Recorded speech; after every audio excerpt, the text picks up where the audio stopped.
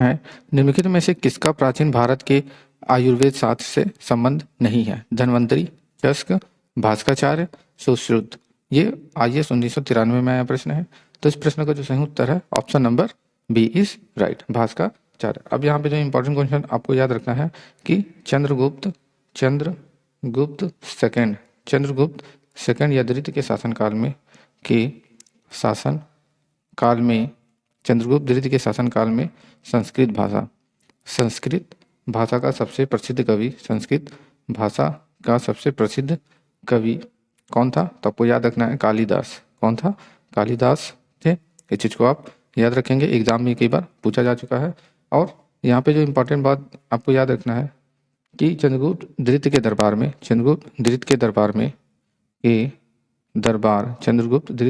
में रहने वाला जो आयुर्वेदाचार्य था वो कौन थे? वो धन्वंतरी थे। कौन थे? धन्वंतरी थे। चंद्रगुप्त द्वितीय के दरबार में रहने वाला आयुर्वेदाचार्य धन्वंतरी थे। इस चीज को आप याद रखेंगे। यहाँ पे शॉर्ट में लिख रहे हैं, पूरा नहीं लिखेंगे। नेक्स्ट क्वेश्चन, अगला प्रश्न है लीलावती के लेखक कौन थे? ये 2017 में आया प्रश्न है। महावीराचार्य, भास्कराचार्य, हेमचंद्राचार्य, कालकाचार्य। इस प्रश्न का जो सही उत्तर आपको याद रखना है क्या है? Bhaskaracharya. Option number C is right. अब यहाँ पे जो इंपॉर्टेंट क्वेश्चन याद रखना है जो एग्जाम में कई बार पूछा जा चुका है, स्कंदगुप्त ने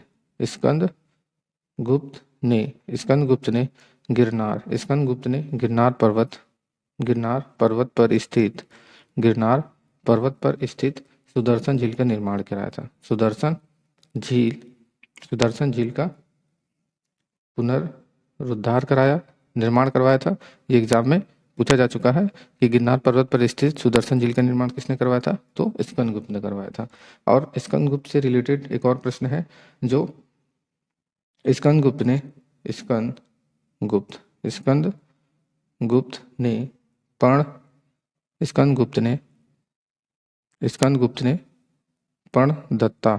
प्रणदत्ता को सौराष्ट्र का गवर्नर नियुक्त किया था। सौराष्ट्र का गवर्नर नियुक्त किया था। इस चीज को आप याद रखेंगे। नेक्स्ट क्वेश्चन, अगला क्वेश्चन है प्राचीन कालीन भारत में हुई वैज्ञानिक प्रगति के संदर्भ में निम्नलिखित में से कौन से कथन सही है? प्रथम शती ईस्वी में विभिन्न प्रकार के विशिष्ट शूल्य औजारों का उपयोग आम था। तीसरी सदी ईस्वी के आरंभ में मानव शरीर के आंतरिक अंगों का प्रत्यारोपण शुरू हो चुका था। 5वीं शती ईस्वी में कोण के ज्या का सिद्धांत ज्ञात था। और 7वीं शती ईस्वी में चक्री चतुर्भुज का सिद्धांत ज्ञात था। तो इसमें सही उत्तर बताना है। तो इसमें जो सही उत्तर है आपका पहला, तीसरा और चौथा आपका राइट आंसर है। तो यहाँ पे कोट में देखते हैं पहला, तीसरा और चौथा कहाँ पर है? तो पहला तीसरा जो है ऑप्शन नंबर सी में है। नेक्स्ट क्वेश्चन, अगला प्रश्न है अधोलिखित में कौन गुप्तकालीन स्वर्ण मुद्रा है? कौड़ी, निष्क, दिनार, पढ़। ये 1992 में आया प्रश्न है। तो इस प्रश्न का जो सही उत्तर है option number B is right, दिनार। तो यहाँ पे जो इंपॉर्टेंट क्वेश्चन याद रखना है कि मंदिर बनाने की कला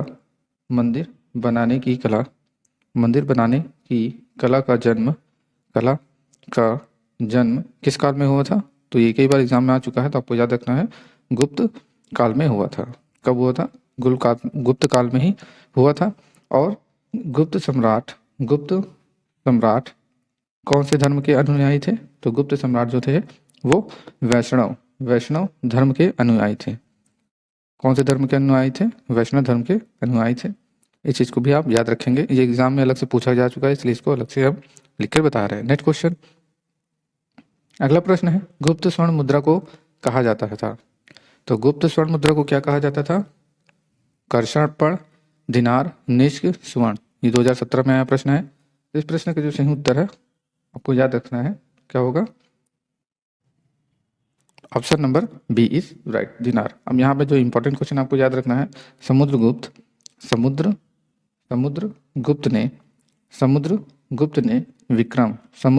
ने विक्रम की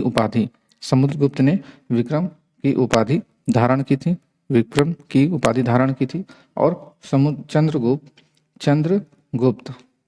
चंद्रगुप्त प्रथम का उत्तराधिकारी कौन था? तो आपको याद रखना है चंद्रगुप्त प्रथम का जो उत्तराधिकारी था वो कौन था? समुद्रगुप्त ही था। उत्तराधिकारी कौन था? समुद्रगुप्त था। इस चीज को आप याद रखेंगे, एग्जाम में पूछा जा चुका है कि समुद्रगुप्त प्रथम का उत्तराधिकारी कौन था? सॉरी, चंद्रगुप्त का प्रथम उत्तराधिकारी कौन था? समुद्रगुप्त।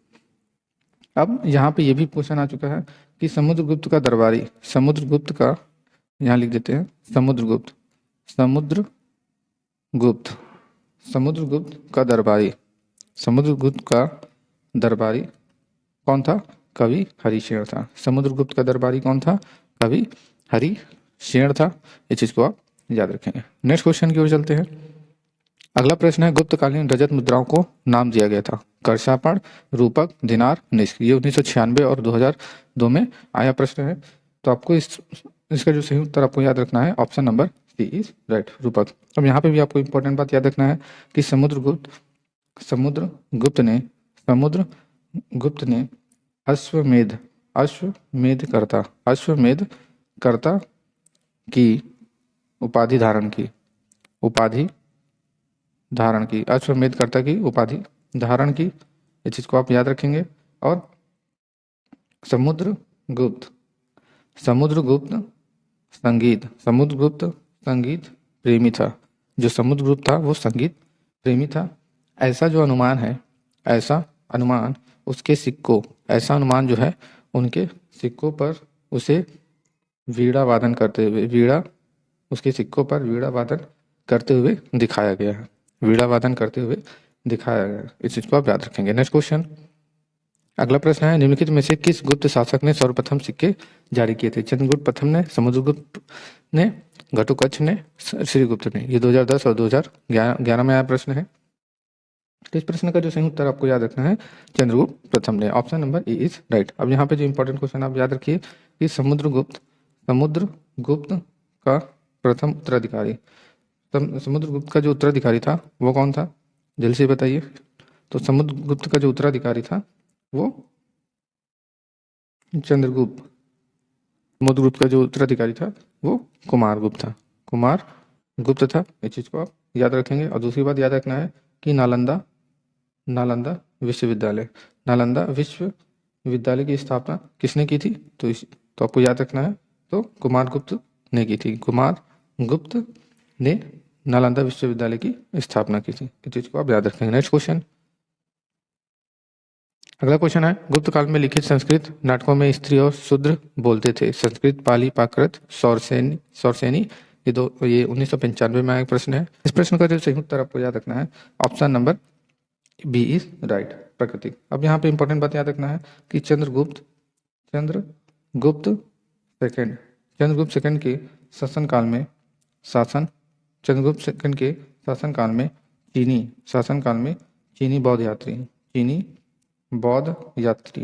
चीनी बौद्ध यात्री फाहियान, जिसका नाम क्या था? फाहियान ये भारत आया था। ये भारत आया था। इस चीज को आप याद रखेंगे। और शंकों पर विजय के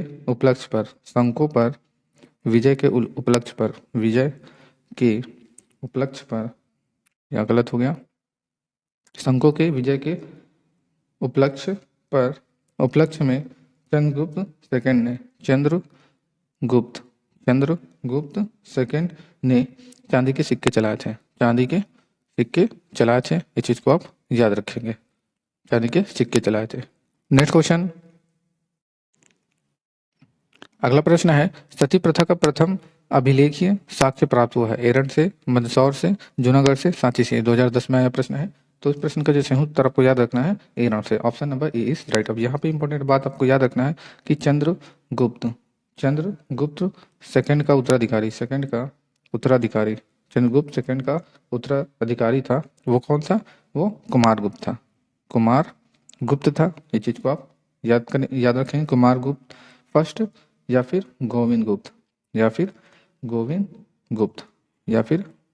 याद रखेंगे। अगला आपको याद रखना है कि जो नालंदा विश्वविद्यालय है, इसके बारे में हमने पिछले क्वेश्चन में बताया था कि नालंदा विश्वविद्यालय की जो स्थापना है वो किसने की थी? तो आपको याद रखना है कुमारगुप्त ने।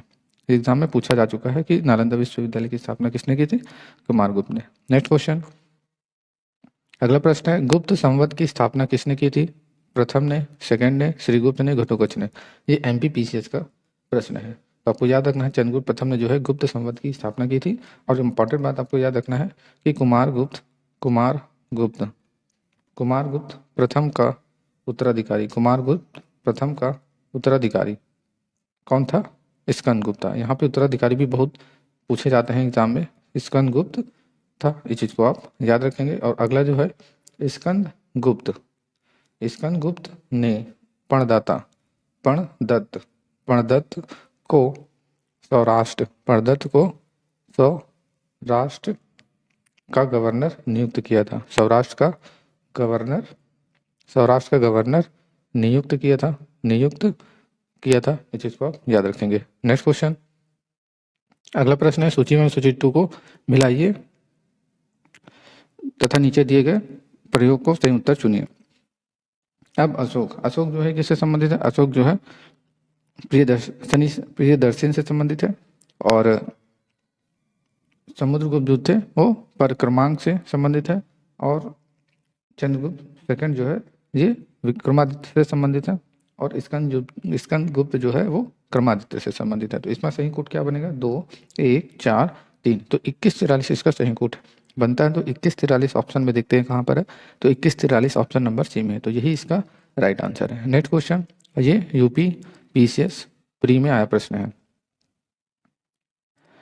अगला प्रश्न है, नगरों का क्रमिक पतन किस काल की एक महत्वपूर्ण विशेषता थी? गुप्त काल, सौराष्ट्रकूट, प्रतिहार युग, सातवाहन युग। ये 1995 में आया प्रश्न है।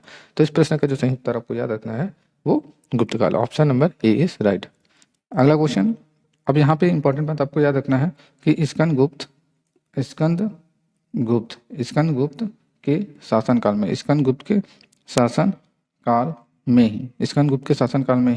हूणों का आक्रमण शुरू हो गया था। इस चीज को आप याद रखेंगे। और अंतिम गुप्त शासक कौन था? भानुगुप्त था। नेक्स्ट क्वेश्चन, अगला प्रश्न है, किस शासक वंश ने मंदिर एवं ब्राह्मणों को सबसे अधिक ग्राम अनुदान में दिया था? गुप्त वंश, राष्ट्रकूट, पाल वंश, प्रतिहार। ये 1994 में बीपीएससी प्री में आया प्रश्न है। तो इस प्रश्न का जो सही उत्तर आपको याद रखना है option number A is right, गुप्त वंश। अब यहाँ पे जो इंपॉर्टेंट पॉइंट याद रखना है कि इस काल में पुलिस विभाग की साधारण कर्मचारी को चाट एवं भाट कहा जाता था। इस चीज को आप याद रखेंगे, चाट एवं भाट कहा जाता। अगला आपको याद रखना है कि पुलिस विभाग का मुख्य अधिकारी दंडपाशिक कहलाता था। इस चीज को आप याद रखेंगे। ये वीडियो का लास्ट क्वेश्चन था। अगर आपको वीडियो अच्छा लगा हो तो चैनल को लाइक, सब्सक्राइब, शेयर जरूर करें। वीडियो देखने के लिए धन्यवाद।